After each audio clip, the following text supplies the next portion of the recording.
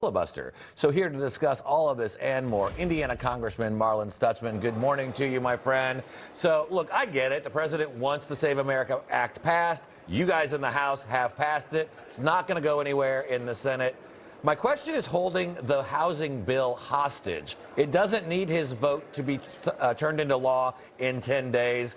And if he vetoes it, you guys, their votes could be there to override that veto. Is that something you could see happening? Well, good morning, Mark, and great to be with you. Yeah, you know, it's an interesting tactic, and I think President Trump is just trying to show that he is very serious about the Save America Act. He's also probably a little frustrated with the war powers votes that have been happening in the Senate.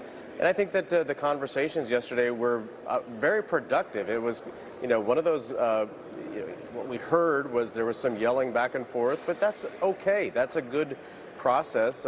He needed to communicate what he felt were priorities to the Senate Republicans, and there were some Senate Republicans that had to probably vent back. You know, politics is a tough business. There's some elections going on right now that some of the members over there lost, but I think it should show that the president is very popular, and he's using this moment to say, look, the Save America Act is an important piece of legislation for me. You know, find a way to get this done, and the housing bill, I'm confident, will become law, you know, sooner or later with the president's signature, hopefully with the president's signature. He's got some important pieces of policy in there, especially pertaining to the investor ban on single-family housing. So, you know, it's just one of those weeks in Washington where the president has said, you know, he's drawing a line, and I think it's important for him to do so.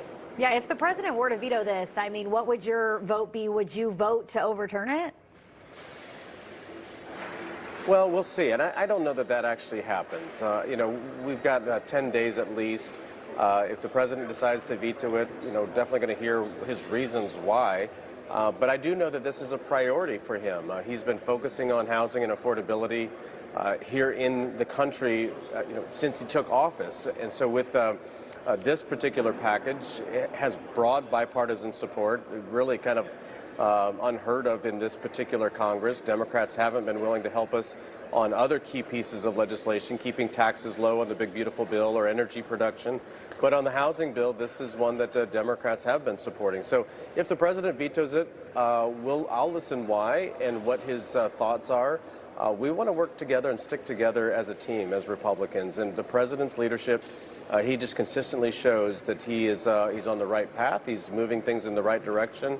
And especially with the situation in Iran, we're going to see gas prices dropping again, and that creates more affordability for the American people.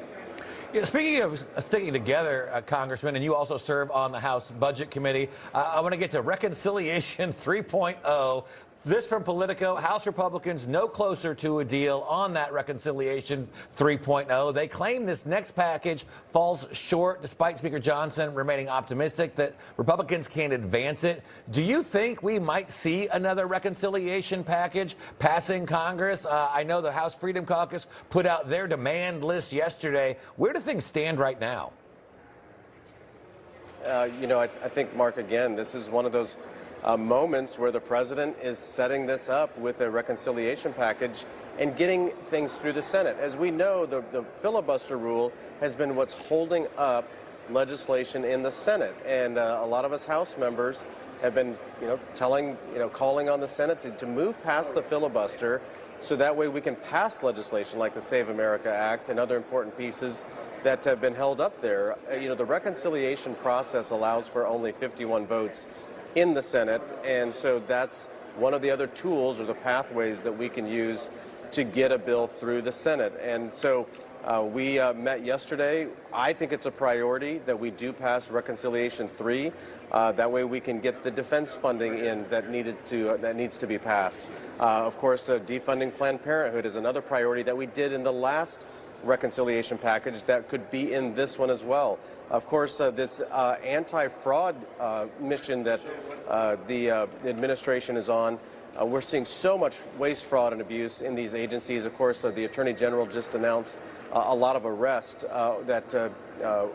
this last week, with over $6 billion in fraud that is coming straight out of the American taxpayer's pocket, that we need to clean that up. And so there's several of these big pieces that will be a part of the reconciliation package in one way or the other.